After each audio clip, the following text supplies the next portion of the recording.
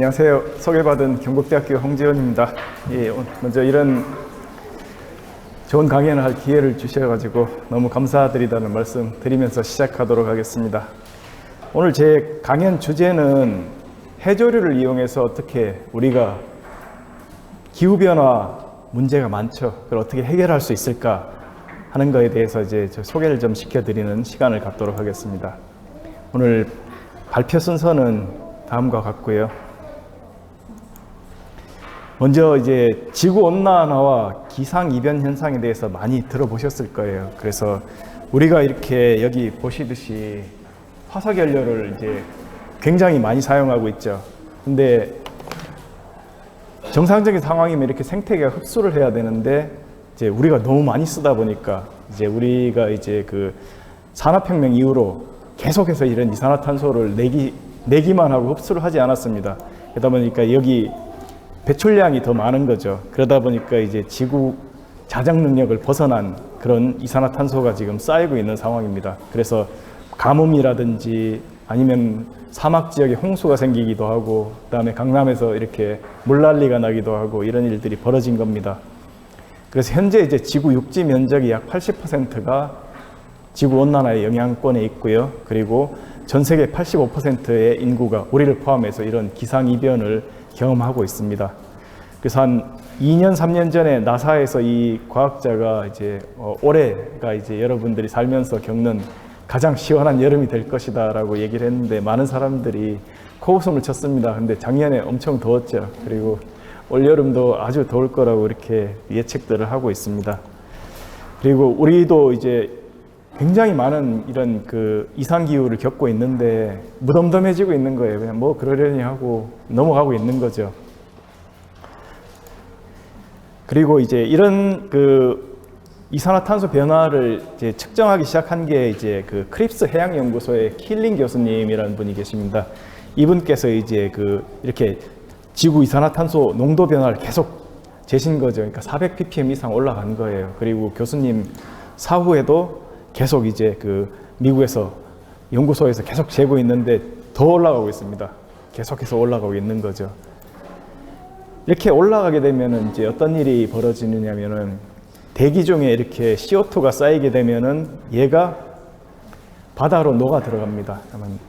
그 카보닉 액시드라고 해서 그 이게 탄산이 되거든요. 그리고 나서 이게 정상적인 이런 pH에서는 우리가 이제 그 해양 생물의 근간이 될 수 있는 탄산칼슘, 칼슘 카보네이트, 그러니까 뭐 조개라든지 산호 이런 애들이 골격을 만드는 카보네이트가 돼야 되는데 그걸로 가지 못하고 이게 그냥 바이카보네이트 형태, 중탄산형으로 가게 되는 겁니다.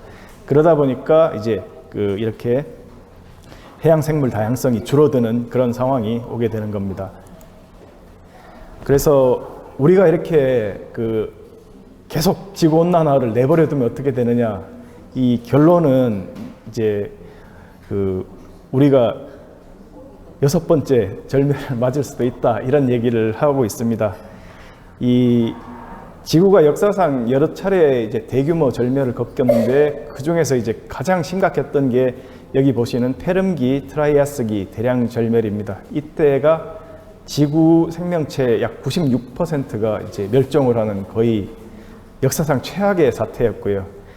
그렇게 이런 일이 벌어진 이유가 당시에는 이제 판게아라고 해서 대륙이 이렇게 한 군데로 모였어요. 그러다 보니까 지금은 시베리아가 추운 지방이지만은 당시에 이 사이베리안 트랩이라고 하는 이 지역이 이제 거의 완전 용암지대였습니다. 이게 다 모여서 한 번에 이제 터져버린 거죠. 그러니까 이산화탄소와 메탄가스 이게 이제 대기 중으로 다 배출이 되고 그러다 보니까 앞서 슬라이드에 말씀드렸던 그 해양의 산성화가 일어나고 그로 인해서 지구상 생명체가 이렇게 다 멸종을 하게 되는 이런 일들이 벌어진 겁니다. 근데 우리도 비슷한 일을 지금 하고 있죠. 우리가 이산화탄소 화석연료를 쓰면서 CO2를 내고 그다음에 우리가 그 육식을 또 요새 많이 하잖아요. 그러니까 소가 또 메탄가스를 많이 냅니다. 이것들이 이제 쌓이게 되면서 온실가스가 되고 그래서 예전에 이런 일이 벌어질 때 한 2000년 가까운 시간에 걸쳐서 일어났는데 우리는 지금 이걸 300년 정도의 짧은 시간에 하고 있다는 겁니다. 그래서 이 이런 배출 패턴과 더 빠른 속도의 이제 과학자들이 경고를 이제 계속 보내고 있는 거죠. 그리고 또 한 가지는 또 당시에 저도 이 슬라이드를 보면서 그때 좀 의문을 가졌던 게 해양종들은 멸종하는 걸 알겠는데 왜 식물들까지 멸종을 했을까 궁금했었는데 뭐 온도도 높아지고 그다음에 이산화탄소도 많으면 식물들한테 좋은 상황이 아닐까 생각했는데 이게 또 이런 폭발을 하면서 이제 프레온 가스라고 하죠. 오존층을 파괴하는 그런 이제 클로라이드 라디칼이 이제 엄청나게 많이 생성이 되는 겁니다. 그래서 이제 그러다 보니까 지구 오존층까지 같이 파괴되면서 당시에 이제 화석 기록들을 보면은 씨앗이라든지 이런 것들이 하도 이제 자외선을 많이 받아가지고 이제 막 변형이 일어난 모습들까지 이제 화석 기록으로 남아있는 연구 결과가 이제 최근에 발표가 됐습니다. 그래서 우리가 아무것도 안 하고 가만히 있으면 어떻게 되느냐, 이렇게 진짜 운명의 날 시계라고 들어보셨을 겁니다. 이게 이제 뭐 아이러니하게도 이런 오펜하이머 영화 보셨듯이 이 맨하탄 프로젝트에 참여했던 과학자들이 이제 만든 거예요. 우리가 이렇게 가다가는 정말 이제 지구가 이제 다 함께 죽는 날이 온다. 그래서 시간을 당시에 7분 전, 자정 7분 전으로 정했는데 이제 지금은 이제 90초 전입니다. 매년 이걸 설정을 하는데 그래서 계속 90초로 유지가 되고 있는데 역사상 최근에 이제 좀 우크라이나 침공이라든지 핵 위협 그리고 기후 변화 이런 AI 생명과학 기술 오남용 같은 것들로 인해 가지고 굉장히 좀 위태로운 상황이다 그렇게 얘기를 하고 있고요. 그래서 가만히 있진 않았고요. 전 세계 이제 국가들이 모여가지고 이제 2100년까지 온도 상승폭을 1.5도씨 이하로 줄이자 하는 이런 노력을 이제 시작을 했습니다. 그리고 이제 우리나라도 2050년까지 탄소 중립을 하겠다 해서 이렇게 NDC라고 하죠. 국가 온실가스 감축 목표를 이제 굉장히 상향해가지고 이제 유엔에 보고를 했습니다. 근데 이게 쉬운 수치는 아니고요. 이거를 달성하려면은 사회 전반적으로 굉장한 노력을 해야 됩니다. 그래서 우리가 지금 여기 그래프를 보시면 아무것도 안 하고 그냥 현재대로 우리 살고 싶은 대로 살면 2100년도는 4도씨까지 올라가고요. 우리가 노력을 하면은 이 마지노선이라고 하는 2도씨 안쪽으로 이렇게 유지를 할 수 있다. 이렇게 이제 보고가 되는데 뭐 온도 차이 0.5도 차이 뭐 별거 아닌데 뭐 어제는 뭐 20도가 넘었고 뭐 오늘 15도 그렇게 생각하실 수 있는데 이게 지구 전체적으로 이게 평균 기온이 0.5도가 올라가면 이런 위험성들이 있습니다. 해양 생물종도 사라지고요. 그다음에 우리한테 육상 생태계, 어획량 그리고 뭐 여러 가지 이제 우리한테 굉장히 힘든 상황으로 이제 벌어지게 되는 결과들이 이제 나오게 됩니다. 그래서 IPCC라고 하는 이 기후 변화에 관한 정부 간 협의체에서 이런 보고서를 계속 이제 발표를 합니다. 근데 이제 이게 가장 최근이 이제 2023년 6차 평가 보고서를 냈는데 이것도 이렇게 전망이 밝지 않다. 이게 모든 시나리오에서 1.5도는 뭐 충분히 다 이제 이런 건 초과 달성하면 좋은 건 아닌데 이미 넘어설 거라고 이제 전망들을 다 하고 있습니다. 그래서 이 편을 보시면은 뭐 이미 이제 다 달성을 할 것 같다라고 이제 모든 시나리오에서 다 예측을 하고 있고요. 그리고 뭐 우리 세대에서는 이렇게 뭐 굉장히 최악의 시나리오에서도 1.6도 뭐 이런 정도를 이제 체감하고 이제 뭐 생을 마감하겠지만 우리 다음 세대에서는 이제 최악의 경우에는 뭐 4도씨까지 올라가는 이런 그러니까 4도씨면은 이게 거의 뭐 기후 재앙 같은 상황인데 후대에 물려줄 수 있는 이런 지구가 있을까 뭐 이런 걱정이 될 정도로 이게 뭐 최악의 시나리오이긴 합니다만은 이렇게 올라갈 수도 있다 하는 경고를 이제 이런 일들을 이제 전 세계 과학자들이 만장일치로 동의를 했습니다. 그러면 이제 오늘 강의의 이제 본 주제인 블루카본에 대해서 이제 말씀드릴 건데요. 생소하실 거예요. 블루카본이 뭔가. 블루카본이라고 하는 거는 이렇게 해양이라든지 연안 생태계에서 흡수돼서 저장되는 뭐 유기탄소도 뭐 익숙하지 않으실 테니까 탄소라고 이렇게 생각하시면 됩니다. 그래서 이렇게 우리가 화석 연료를 우리가 소비를 해가지고 나오는 거를 이렇게 색깔로 이렇게 이해하기 쉽게끔 과학자들이 붙여놓은 거거든요.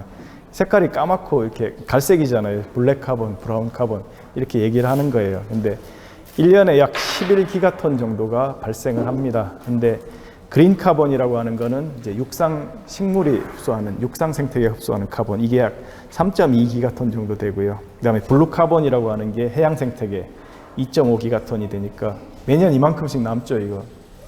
얘가 이제 매년 쌓이고 있는 거예요. 그러니까 이제 이렇게 지구가 말 그대로 불타고 있는, 점점 더워지고 있는 상황입니다. 그래서 이런 새로운 해조류라든지 플랑크톤이라고 불리는 미세조류라든지 산호, 갯벌 같은 새로운 이 블루카본 후보군들을 이제 계속 늘려 나가야 된다 하는 이제 그 얘기가 나오고 있습니다. 그래서 이제 구분하기 쉽게끔 이 과학자들이 이렇게 브라운, 블랙, 블루, 그린 카본을 이렇게 만들어 놓은 표고요. 그래서 블루 카본에는 이제 어떤 종류가 있는가에 대해서 말씀드리면은 연한 블루 카본이 있고 해양 블루 카본 두 가지가 있습니다. 그래서 연한 블루 카본이라고 하는 건 이렇게 연한 생태계의 퇴적물 형태로 오랫동안 저장되는 유기탄소를 얘기를 하고요.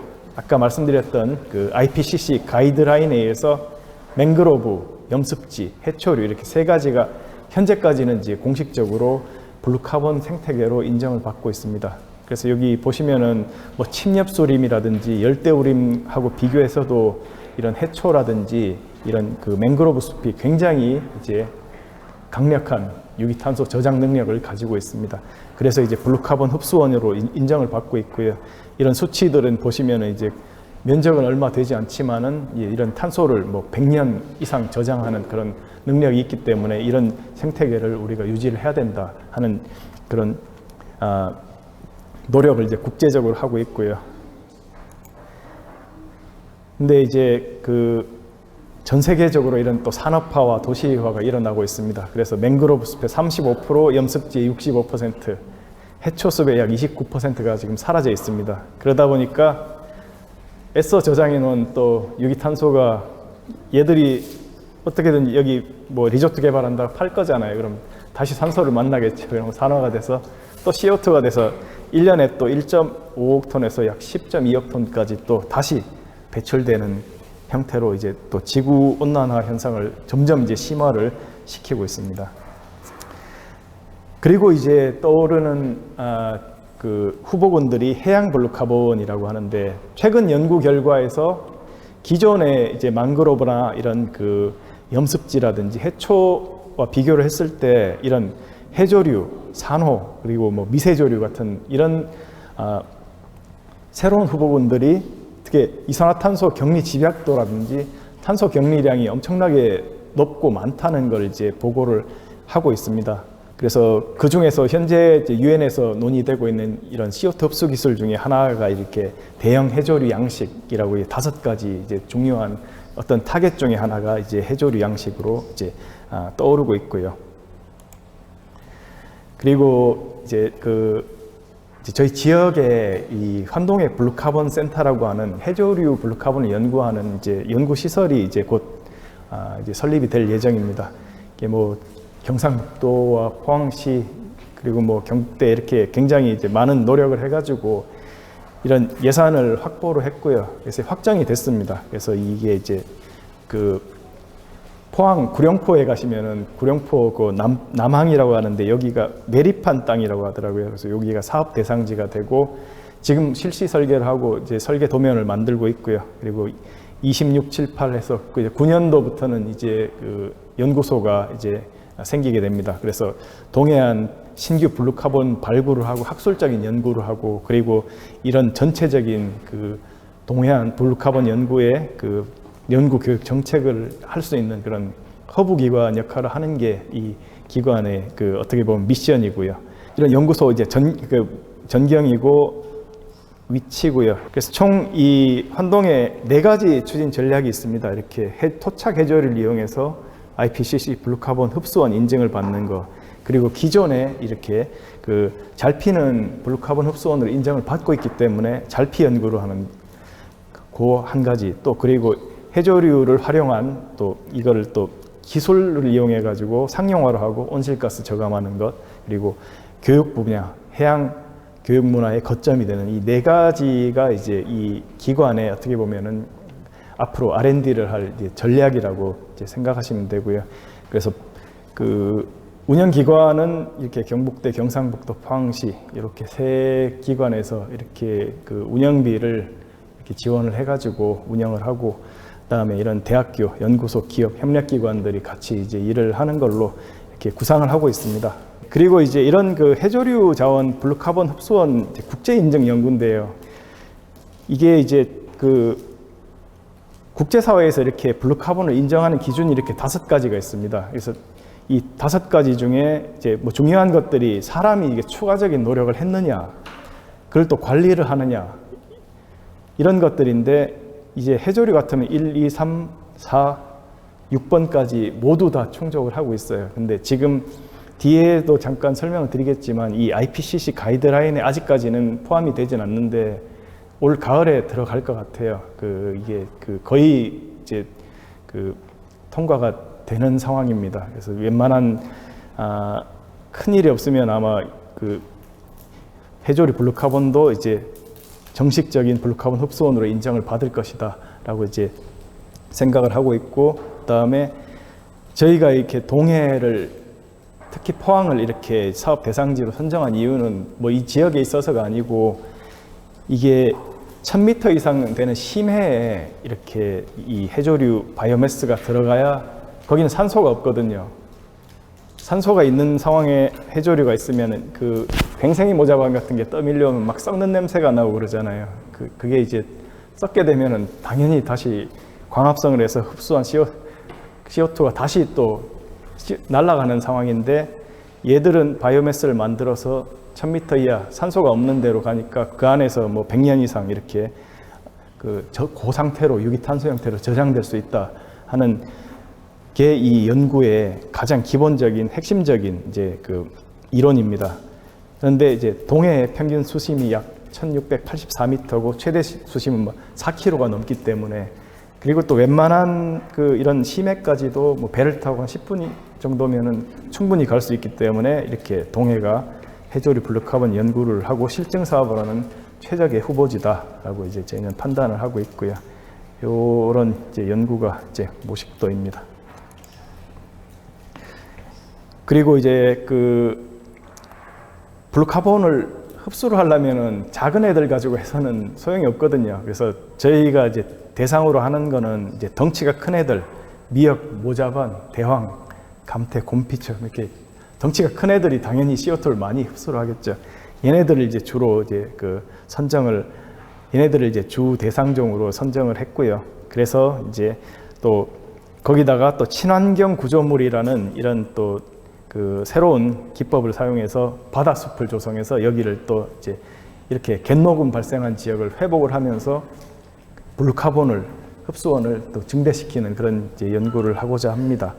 그리고 또 얘네들이 진짜 어디로 갔는지도 봐야 되니까 이게 육상에서 기원한 탄소가 바다로 흘러갔는지 확인을 해야 되잖아요. 그러니까 여기 있는 DNA, 여기 있는 DNA, 그리고 심해에 있는 DNA를 확인하는 그런 방법을 이게 환경 DNA 기법이라고 하는데, 이것을 이제 기존에 쓰는 안정동위원소 기법하고 이렇게 같이 이제 혼합해 가지고 보완적인 방법으로 이제 사용을 하고자 합니다. 뒤에 저희 연구 결과도 조금 소개를 시켜 드릴게요.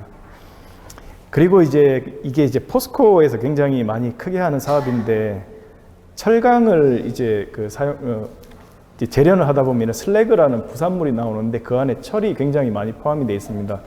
이제 포항에서 생각한 거는 이 해조류나 조류가 자랄 때 어떤 리미팅 팩터, 자라지 못하게 하는 거는 철이 부족해서 그런 것이다라고 생각을 해서 이렇게 슬래그 재질로 이렇게 바다숲을 만들 수 있는 이런 구조물을 만든 거죠. 그러니까 굉장히 천천히 철이 이렇게 해수로 배출이 되겠죠. 그러니까 어떻게 보면 완효성 비료 같은 해조류를 위한 비료 역할도 하면서 해조류 기질이 붙을 수 있는 이런 또 구조물 역할까지도 할 수 있어서 굉장히 이제 성공적으로 이 사업을 추진한 결과가 나와 있습니다. 이게 이제 포렌식 탄소 산정, 탄소 회계라는 건데, 이걸 이제 이 해조류 탄소가 어떻게 가는지를 재려면은 정말 이렇게 그 CSI처럼 하나하나 다 정확하게 재야 된다 하는 그런 이제 이론을 제시를 했고 거의 이제 뭐 국제적인 정설로 받아들여지고 있습니다.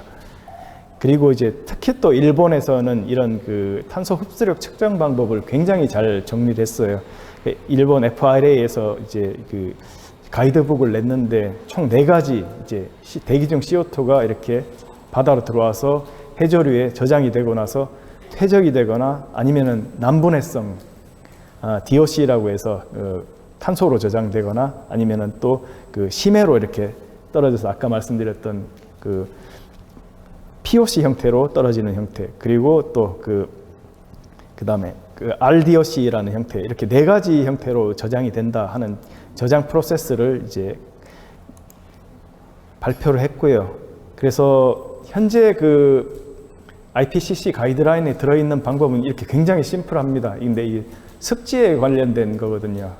그래서 이 전체 면적의 에미션 팩터만 곱하면은 인정을 해주겠다는데 이 안에 이제 해조류가 아직까지는 포함이 돼 있지는 않아요. 그래서 지금 이제 개정 작업을 해야 되고, 근데 일본에서 이제 했던 식들을 이제 제가 이제 정리를 한 건데 훨씬 위의 식보다 이게 더 정교하죠.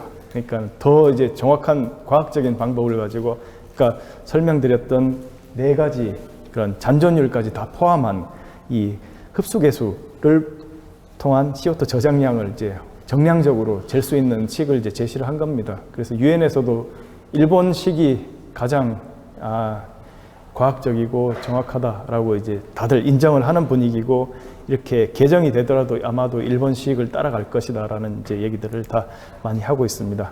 그래서 뭐 천연 해조장에서는 이렇게 계산을 하고, 그다음에 또 양식한 해조장에서는 또 이런 식으로 계산한다 하는 계산식들을 이제 굉장히 잘 정리를 했고요.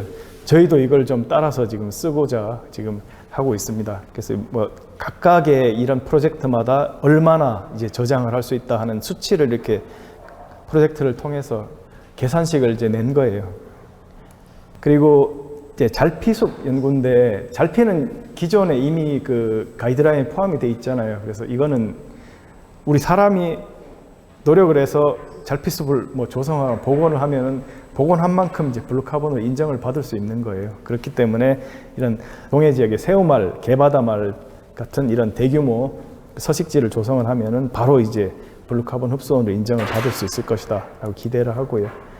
그리고 또 한 가지는 또 동해 쪽에는 이렇게 뭐 한수원이라든지 이렇게 또 포스코 이렇게 굉장히 이제 탄소를 많이 내는 기업들이 많이 몰려 있습니다. 그래서 어차피 조류라고 하는 게 먹이가 이산화탄소이기 때문에 얘네들을 이제 기업에서 나오는 배기가스를 끌어다가 조류를 이렇게 고밀도로 배양하는데 먹이로 먹이자 하는 게 그 아이디어입니다.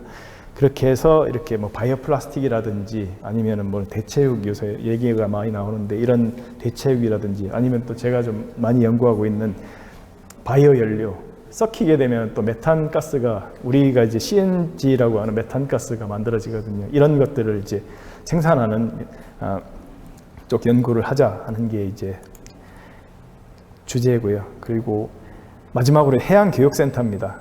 2020년도에 이 해양교육문화법이 생겼습니다. 그래서 이 교육을 꼭 해야 돼요. 지금 학생들한테 해양교육을. 그래서 이런 그 해양자원, 해양과학기술, 해양문화를 학생들한테 가르쳐 줘야 되는데 이게 지금 그렇게 가르쳐 줄 수 있는 상황이 안 되고 있습니다. 그래서 이런 그 블루카본이 이제 교과 과정에 이렇게 좀 소개가 될 수 있도록 그런 프로그램을 좀 개발을 하고, 그다음에 해양학자들이 되려면 뭐 다이빙을 필수로, 저는 다이빙을 못하지만은 그 다이빙 필수로 해야 되니까 이런 다이빙 자격증을 줄 수 있는 이런 교육들, 그리고 또 최근에 문제가 되고 있는 이런 뭐 쓰레기라든지 이런 그 수거하는 그런 교육들, 그리고 해조류의 역사가 깊으니까 이런 과거에 우리가 해조를 어떻게 이용했고 현재 미래는 어떻게 갈 것인가 하는 이런 교육과정 콘텐츠 같은 것을 개발하는 기능들을 아까 말씀드렸던 그 환동의 블루카본 센터에 담고자 하는 게 이제 저희 목표고요. 그래서 이렇게 하게 되면은 이제 국가 NDC 중에 해양부분에 약 100만 톤 정도를 이제 할당을 했습니다. 거기 좀 이제 기대를 이제 하려고 하고요. 그다음에 이거는 뭐 경북도에서 지금 추진하고 있는 그 해조 해초류 생물 다양성 센터 뭐 이런 것들도 지금 진행이 되고 있고요.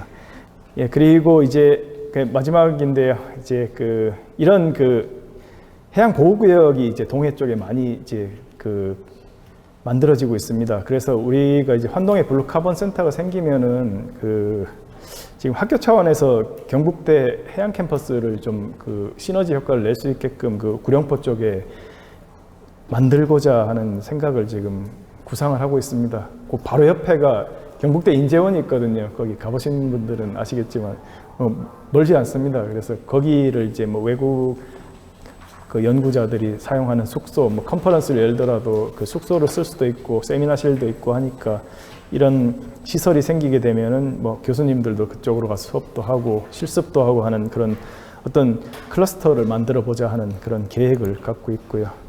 그리고 일본이 이런 지방자치단체 하나하나의 프로젝트를 굉장히 잘합니다.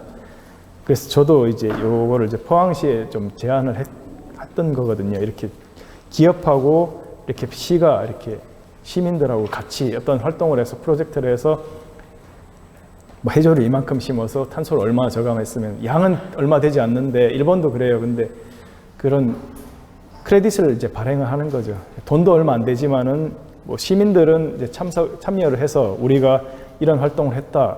그래서 좋은 거고 기업 같으면은 그거를 이제 구매를 하면서 어떻게 보면 우린 ESG 경영을 한다는 걸 또 광고를 할 수 있기 때문에 서로 이제 상생할 수 있는 그런 좋은 제도라고 생각을 해서 이런 프레임워크를 제가 좀 제안을 했었고요.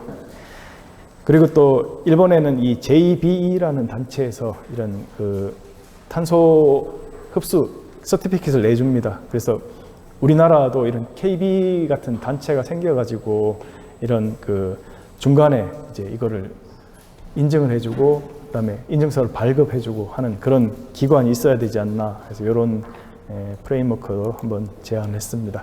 예, 제가 오늘 준비한 내용은 여기까지입니다. 예, 경청해 주셔서 감사합니다.